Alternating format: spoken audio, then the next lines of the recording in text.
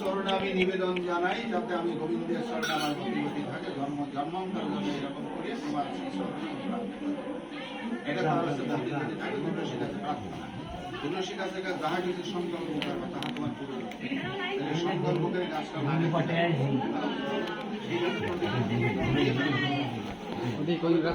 চলেন দেখি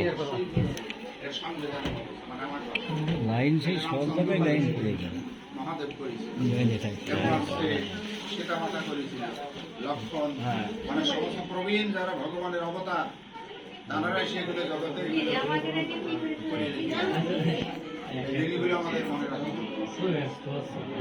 তোমরা এখন একটা করে মালা সরাতে হবে, মালার উপরে আঙুলটা দেবা, কি করে সেটা বলে দিচ্ছি।